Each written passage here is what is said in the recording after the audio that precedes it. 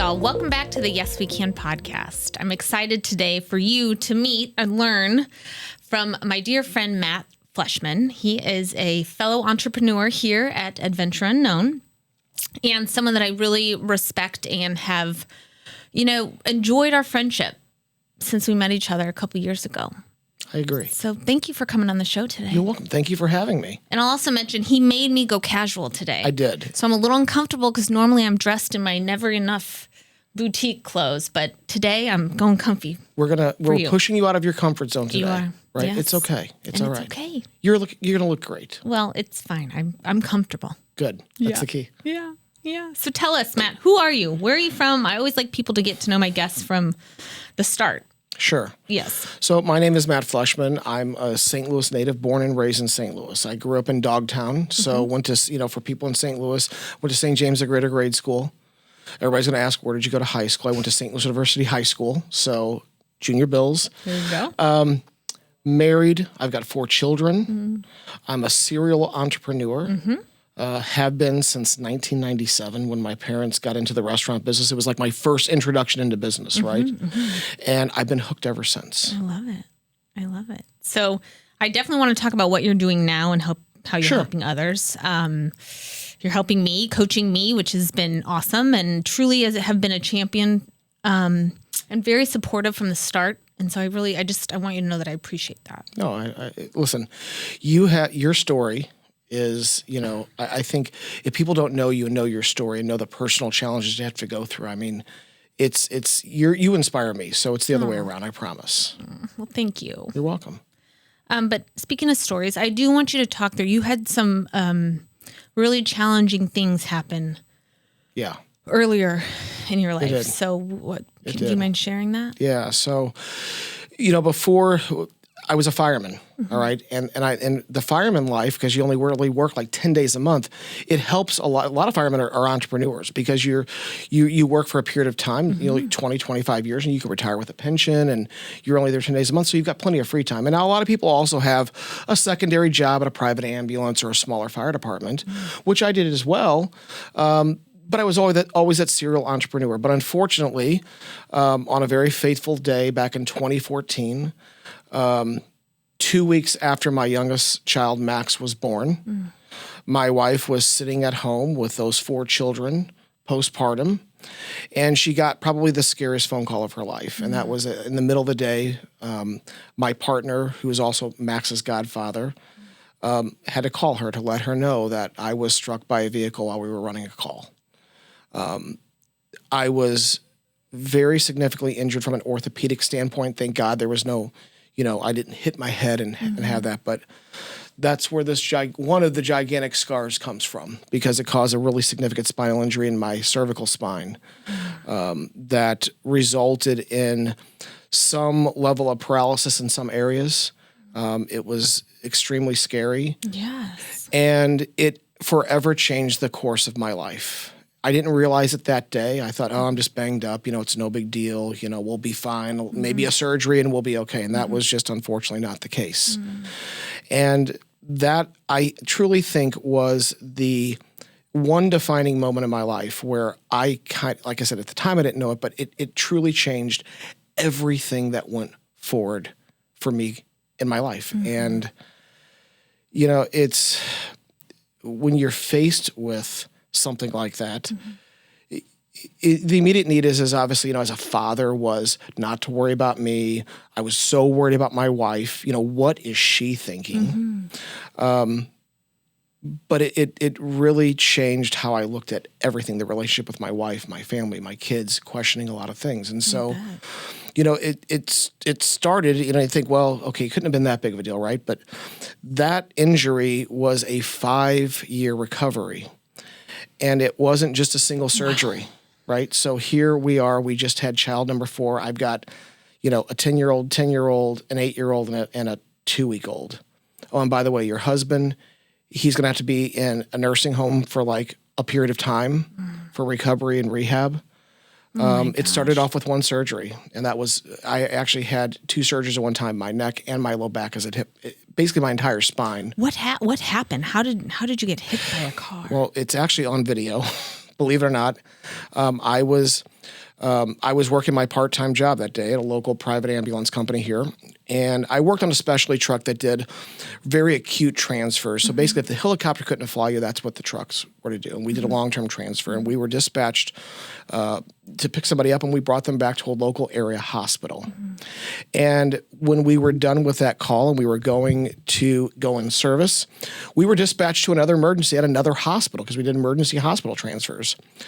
You can't back up a piece of fire equipment without another human being standing back there waving their hands. Well, unfortunately, an employee, a security person was responding to an emergency and jumped in his car, didn't see me, and ran me over. Oh my gosh. Yeah, ran me over.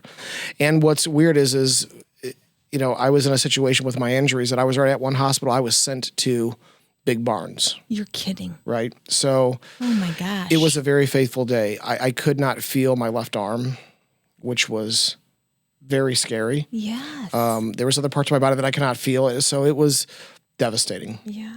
Surgery number 1 was big. 13 hours in surgery. I had some complications during surgery. Wow. When I woke up, it was not good. Oh right? Gosh. It was the realization of what had happened. Right. But I truly thought, okay, this is, you know, it's only temporary stuff, right? It was just temporary pain, inconvenience. It's going to be fine. But it wasn't. It was years. And I think the biggest miss is that people think, oh, if I get hurt at work, I'm going to be fine. Everybody's going to pay me and there's all this stuff. But that's not how it works, right? I had a full-time job and a part-time job. At the part-time job, I worked maybe 20 hours a month. There is no benefits. And since it happened at a part-time job, the full-time job, the short-term disability, I mean, the minimal stuff that you have for that you'd think would cover from your main job, doesn't cover. And by the way, workers' compensation doesn't pay you for both jobs. It's only the job that you are at. Oh. A St. Louis County fireman earns a pretty good living, well over with overtime and benefits. It's a 6-figure job in St. Louis County. You work for a part-time ambulance district or a part-time, you know, ambulance company. It's more of an hourly thing, $20, $25 an hour, right? And if you're part-time, there's no benefits. So I was stuck with going from providing for a family of 4 to getting a check every month for $1,683. 4 kids, right? Gosh. Mortgage, car payments, 4 kids, new baby, doctor's bills. And now, fortunately, we had money. Right? We had money at the time. We had savings. That lasted about 1.5 years. So 2014 into 2015, it wasn't as bad because we were doing okay. But then once that money ran out and I'm still having surgeries and I can't work, how do you provide for your family?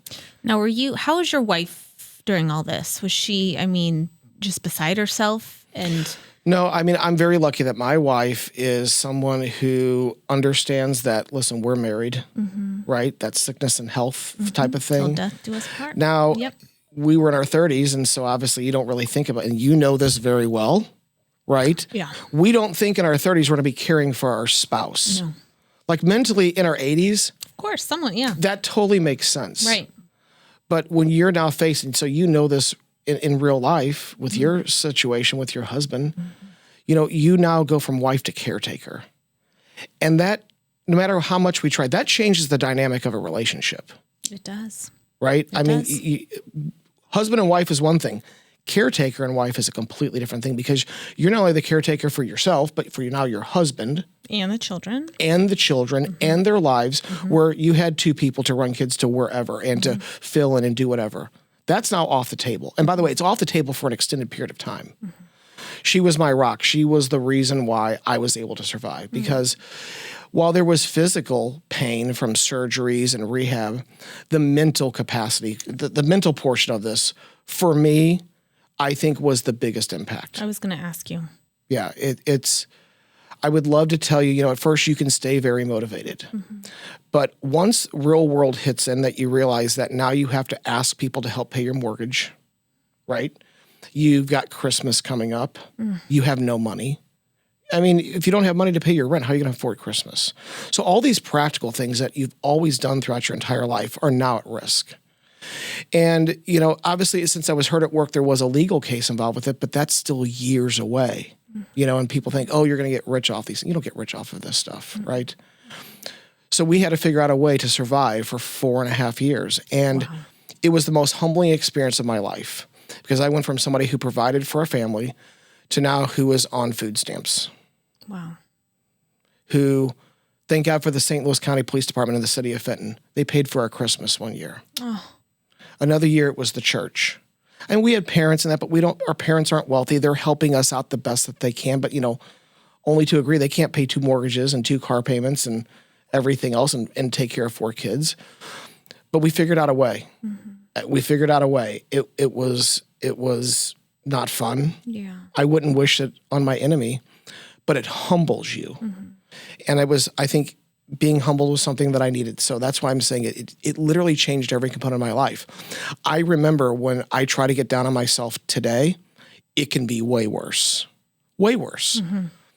I keep our food stamp card. I still keep it to this day because it's a reminder, right?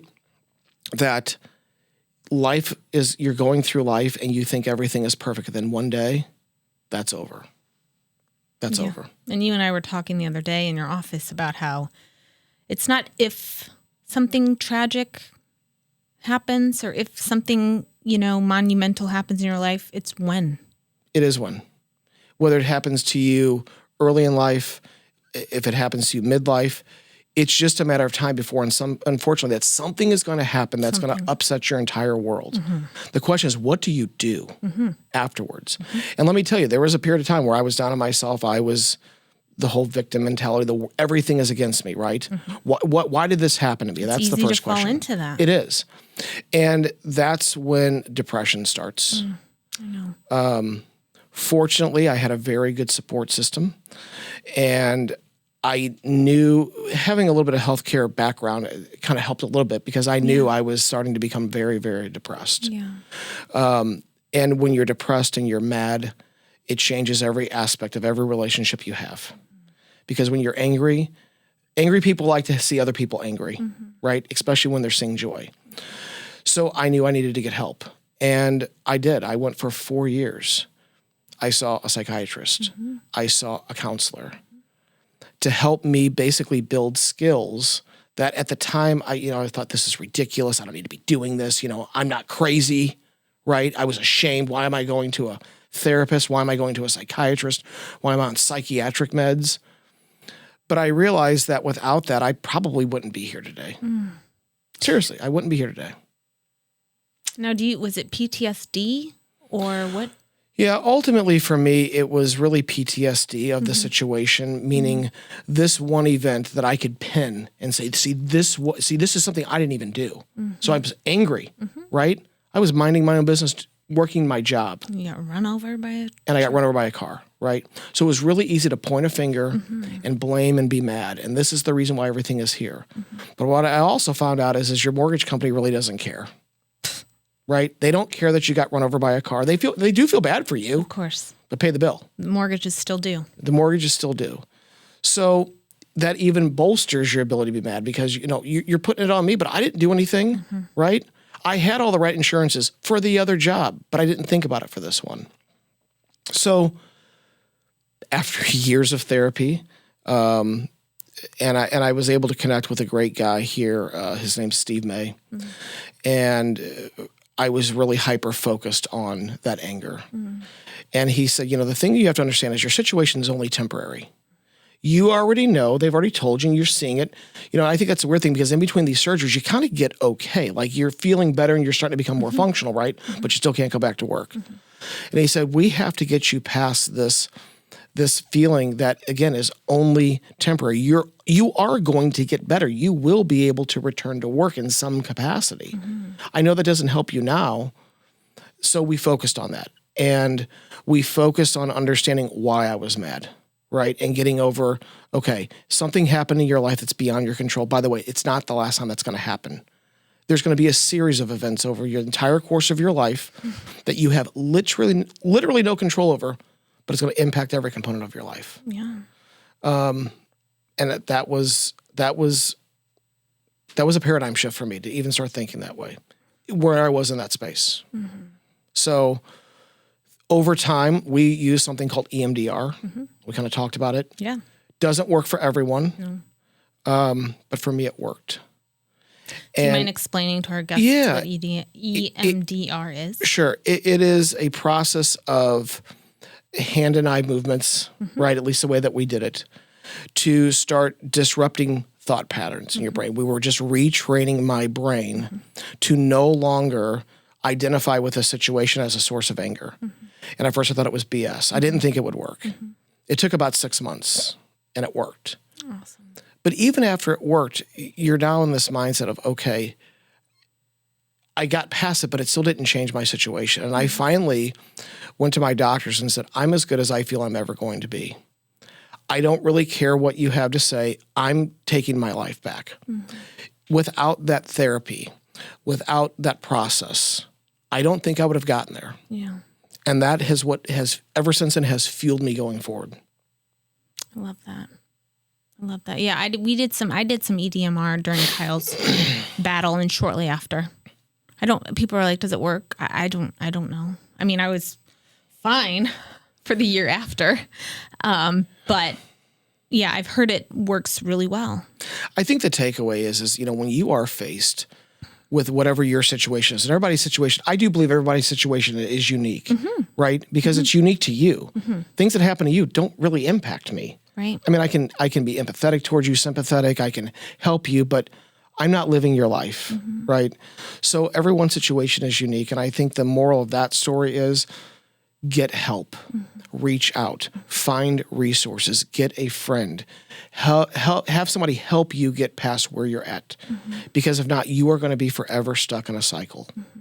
And that's the message when it comes to mental health, to any problem in your life. Don't go at it alone. It is not the way to do it. No, we're brought on this earth, I believe, to do this life together.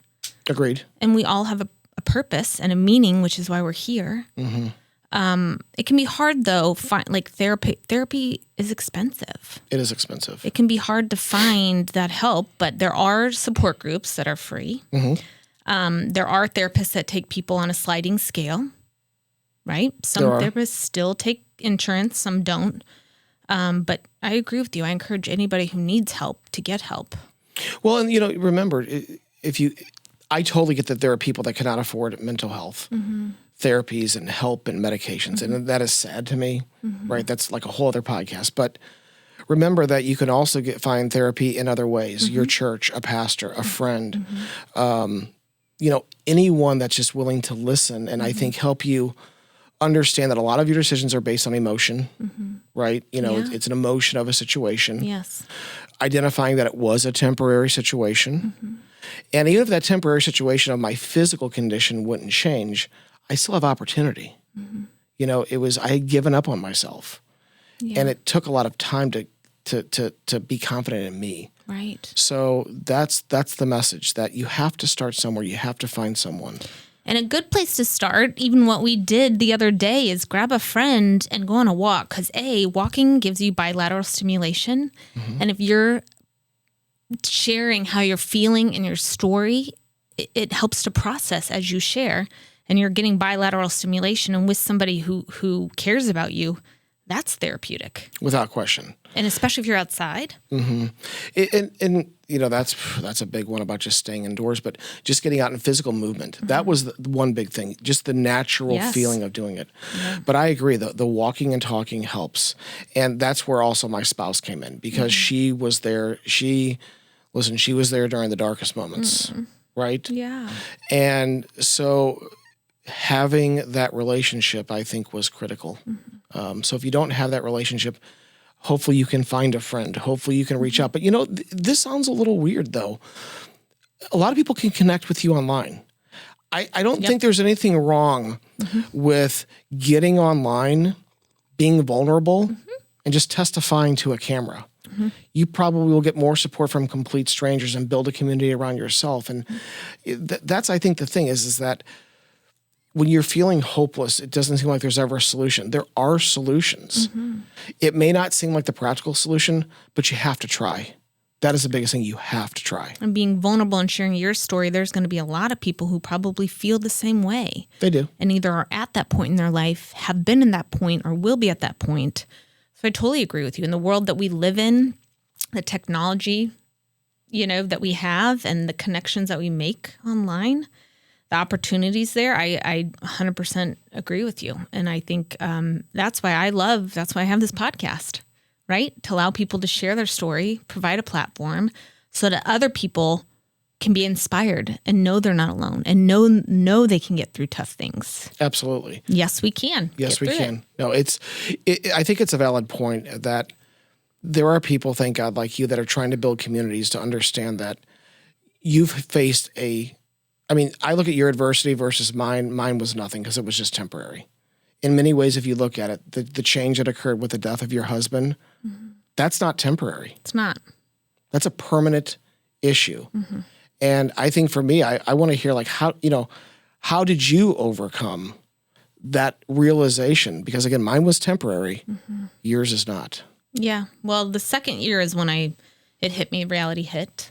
I mean, he was sick. I never believed he was going to die while he was battling until the very end when he was dying. And then that whole next year, I just fundraised and took care of my children and handled all the post-death stuff. But I did join a Christian widows group locally here in St. Louis. It's called Never Alone Widows. It's a nationwide organization. They have 90 chapters in 90 different cities. So I was able to connect with one here in St. Louis, which was amazing. It's a group with all different types of widows of all ages. They brought me in, and there's a faith component that is, I definitely, I was close with God and a believer my whole life, but during Kyle's battle, there were so many God winks in his battle that it brought me closer to my faith, although I was losing my husband, the father of my children. It's really odd. It's a weird, it's kind of weird to even talk about. So I joined a widows group. I also was seeing a therapist doing EDMR and had a psychologist. So I too am on anxiety, depression medication. And I also shared our story. And I did connect with a lot of people who were battling pancreatic cancer, family members of pancreatic cancer patients, other widows, other caretakers, and connecting with them and sharing our story and giving them hope helped me and our family. I think I've mentioned this many times, but he passed away April 3rd, 2023. 2023 and 2024 just went all in fundraising and advocacy and all the things. And at the end of 2024, I decided I needed to breathe a little bit.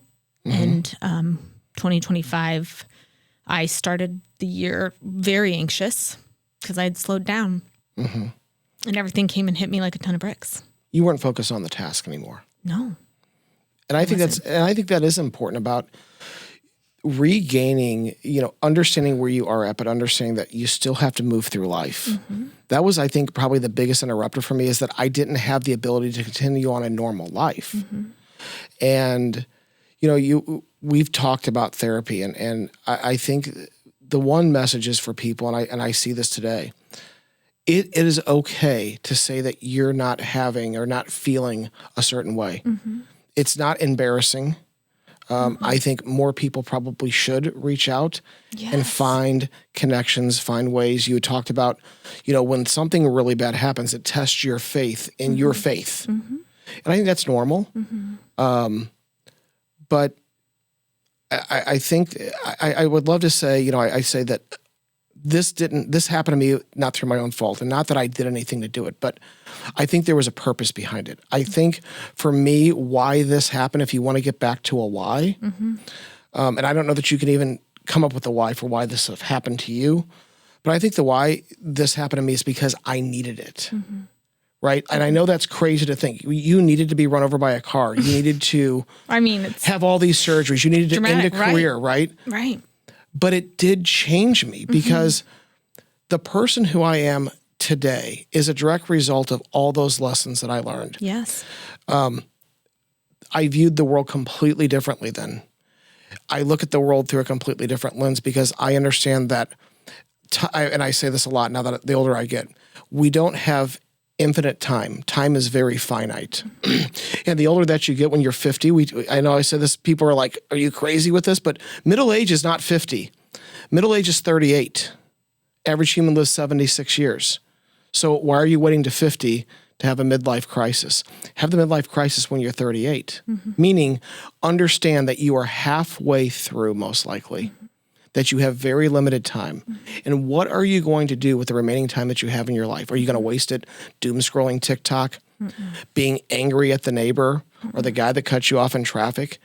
It's perspective. It is. And I think that's been the biggest thing, I think probably for both of us, is the perspective of what's really worth getting upset or angry over. Absolutely. And, recently I was talking with someone about the fact that people that go through things like we've gone through actually are happier and more joyful than people who haven't because of what you just said. It's the humility of it. It's understanding that your perfect life, and I promise I'm not trying to be negative. I'm just trying to be real, that we have to have, because we're not equipped, honestly, as a human to deal with what we've gone through. There's no training for it.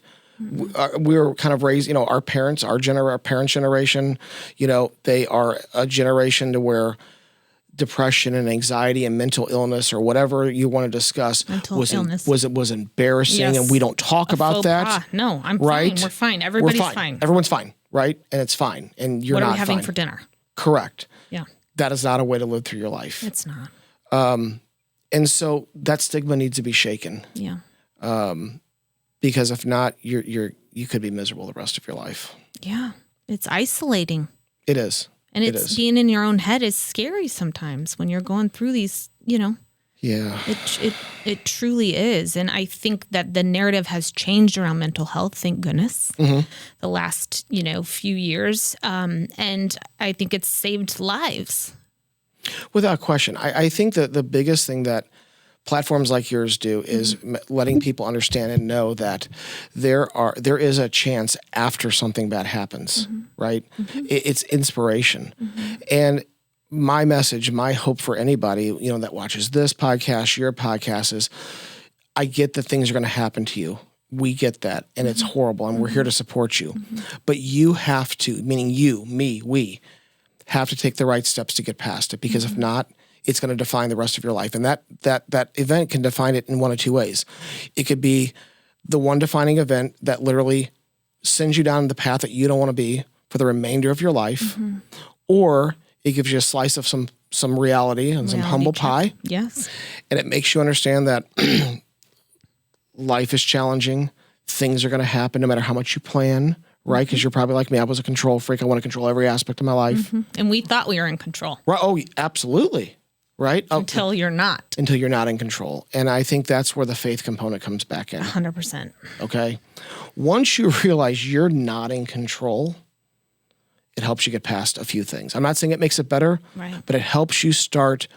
It's a little bit of light that says, you're right. Maybe I wasn't in control, right? And I have been through other things. What is this new path going to lead me to? And it's led me to a lot of amazing things. Yeah. So let's talk about what happened once you started to feel better, and did you want to go back and be a fireman again? I wanted to be a fireman. I mean, listen, I love being a fireman. I love being in healthcare. I loved everything that was about it, right? But unfortunately, that wasn't there. And I didn't want to go teach it. I knew that. Being a serial entrepreneur, one of my businesses was, I'm a huge car guy, huge car lover. I had a detailing business for many, many years. Unfortunately, I wasn't able to do it. So I really, that was my path back, right? And some people say, well, why did you get back into it? Why did you start doing social media? I had to. I didn't feel that I had, based on where I was at in life, my physical limitations, and also what I wanted to do. I loved working on cars and being in that, but it was, if I'm going to be happy, I'm going to do what I love to do, right? So life's too short. It is too short to not do that. It is too short. So, I always tell people, if you sit at home or your job and you wonder, should I do it? Should I do something else? Do it. Yes, you should. Why not? I mean, it doesn't matter if you try something new and it doesn't work out. That's not failure. That's just a lesson. People say, oh, there's wins and losses. There's no wins and losses in life. There's just wins and lessons. And the lesson that you have is literally just your education or your tuition for that next event. And that's what I did, because when I came back and said, okay, I have to start providing for my family. And that's where I started my detailing business. And I literally started it, you know, like most guys, in a garage. And I had clients and we did some outside work. But then the pandemic happened. And like most businesses, I was forced online, which started this social media career by total accident. Like, it was just like, I'm just trying to get business to feed my family, right? I figured if I make a video on Facebook, you might need your car detailed and you'll call me, which it was working. But something else happened. I started doing social media, and it was Thanksgiving 2021. And I made this little 7-second video. I posted it, left, went and taught my daughter how to drive a car. She was going to get her learner's permit the next day. We were doing a final little drive. Wake up the next morning, the video has 4 million views. And I was like, oh my gosh. A 7-second video. That was TikTok back in the day. That was very different. Was it TikTok? It was TikTok. I didn't know TikTok was there back then. Oh, yeah. I mean, I've been posting on social media pretty consistent since 2019. Really started using it as a business tool in 2020, late 2020, early 2021. But I realized there was something to it. Like, I can do something with this. Like, people are watching the content and they're interested and they're asking questions and they're asking, can you make another video? Well, that led into, again, nobody was really doing social media heavily like I was doing it and getting traction. So brands started to reach out, right? Within my space. Hey, can you make some videos for us? We'll send you some product. Well, of course, at first, like most influencers or whatever, you don't realize you should be asking for money, but it developed into guilty. We're talking about that. We're working on it, right? We're working on it, yeah. But I need to get paid for this, right? Like, how do I monetize this? That was the key. How do I monetize what I'm doing? So that's actually how I started OTB Social Media. Because I was making content, but I didn't want people writing checks to a detail shop. It was kind of weird, right? So I started a digital marketing media company. What does OTB mean? Outside the box. I am very much, you didn't know that? No. It's outside the box. I really think that I bring fresh and new ideas to help get visibility for businesses. I approach things completely different. There is so much noise online, right? Everyone's on social media. Everyone's got a product. Everyone's got a pitch. How do you break through it? It's different. It's kind of like before camera, we were talking about an event that we're planning. That's a marketing social media event that most people think for that business, oh, let's just go shoot content. No, we're doing something completely different.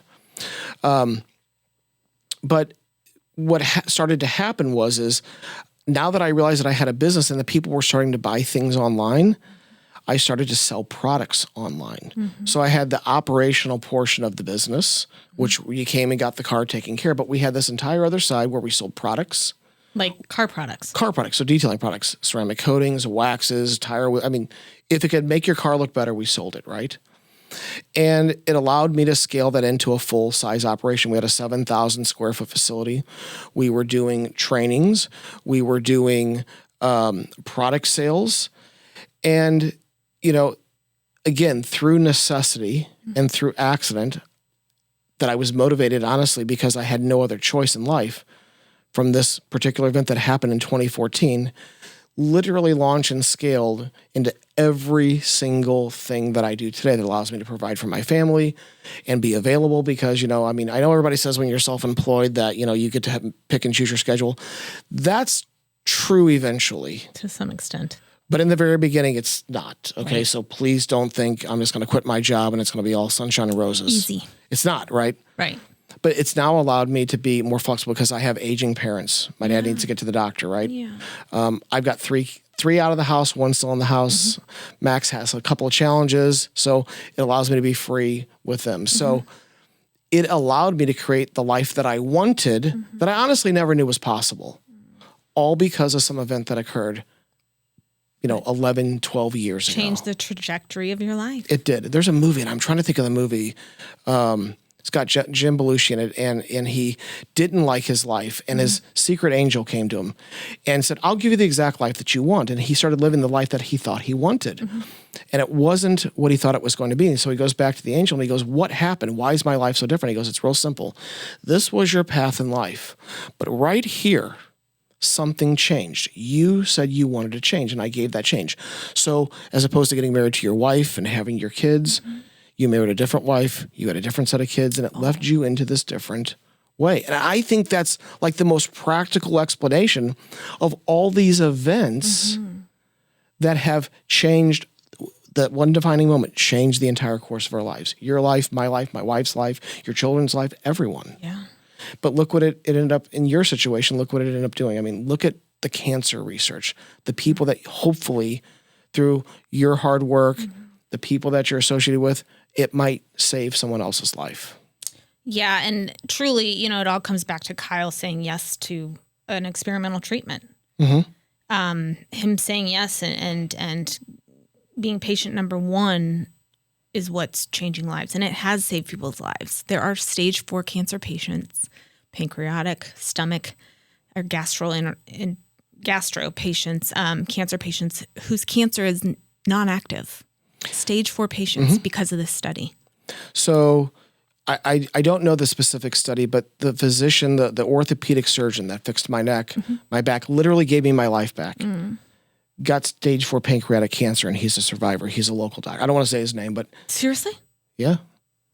He got stage 4 cancer, pancreatic cancer. And so we'll talk about who it is after, but...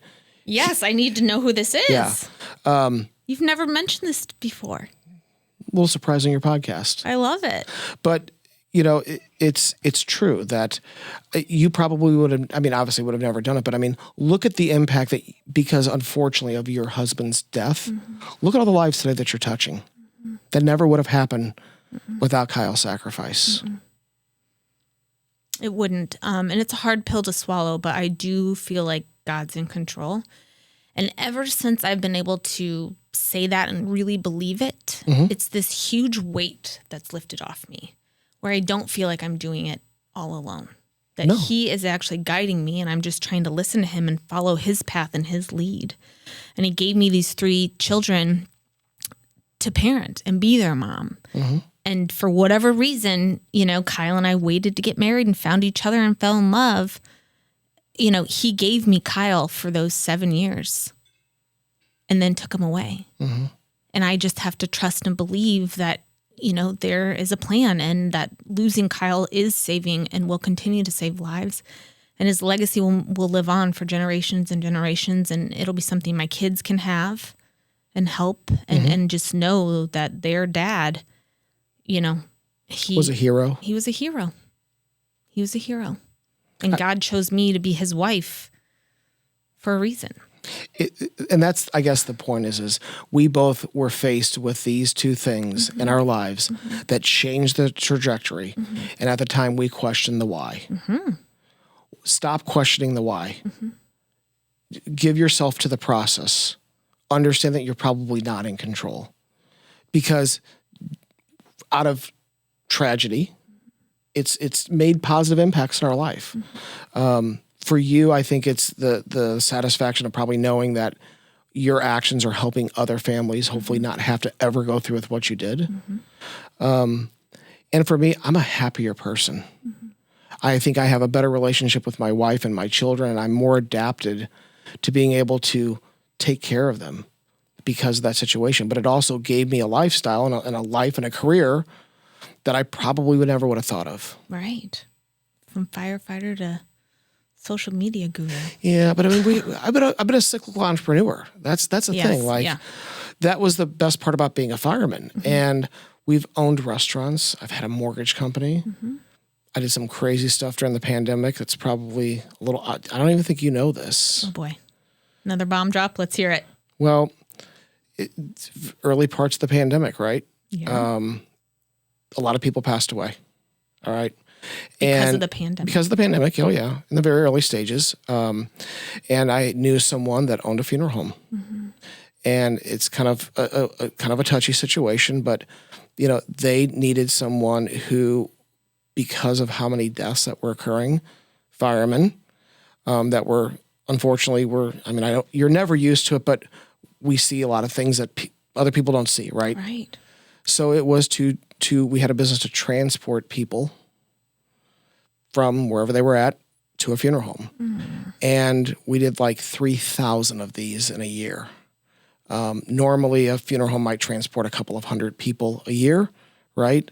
But I've been a cyclical entrepreneur, and I've always found a way, because I'll be honest with you, in the very beginning of the pandemic, people weren't getting their cars detailed, right? So it's always finding driving. They weren't getting in their cars. Right. It's always finding the opportunity. Right.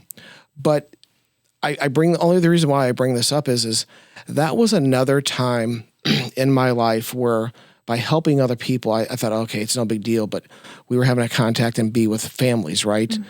And I was really seeing people's pain. So I felt like that situation allowed me to take what I knew about grief, my own grief and tragedy, and try to help people during their most needing times, right?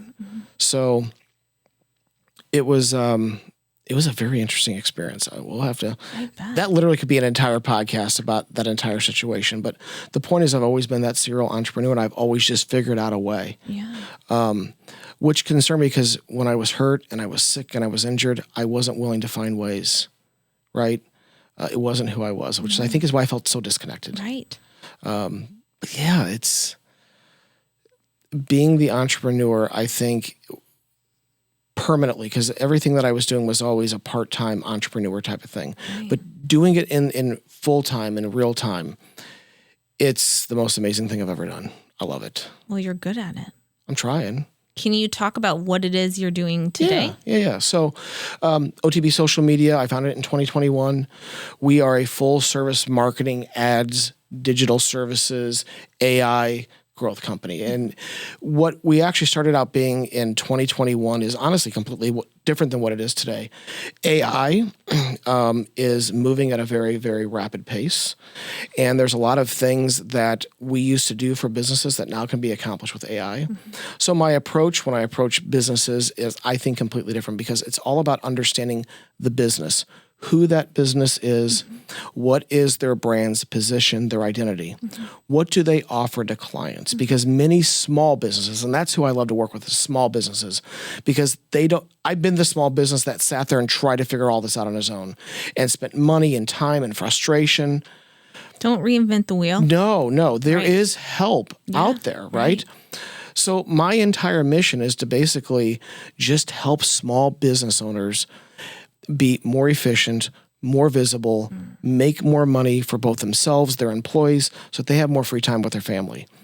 And probably the neatest thing that I think that I'm working on within my business, on top of, yes, I can help make videos for you, and yes, I can edit videos, and I can come up with strategies and run your ads and build you a website and do all these other things.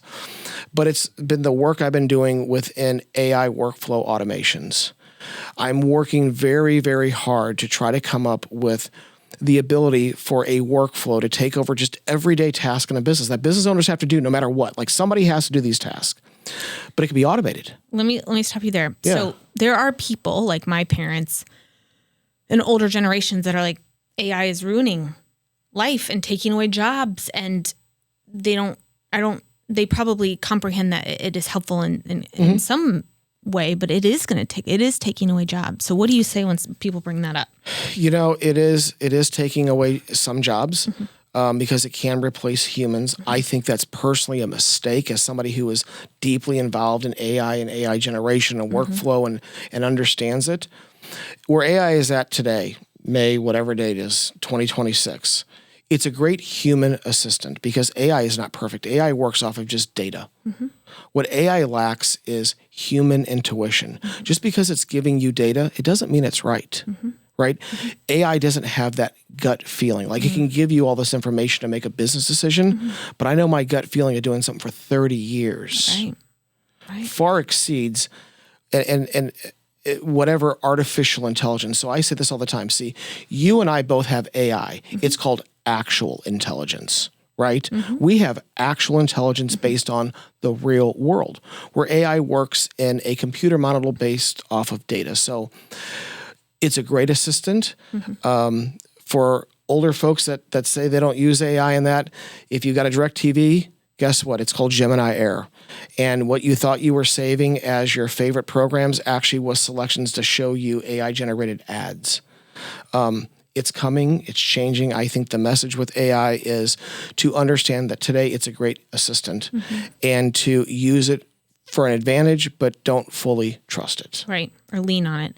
Well, I had Dr. Lamb, Kyle's oncologist, on and recently, and he was saying the advancements in cancer and research with AI, it's helped immensely. Well, what it is it's very great for data research and collection to be able to compile all of these things that normally a human would have to do.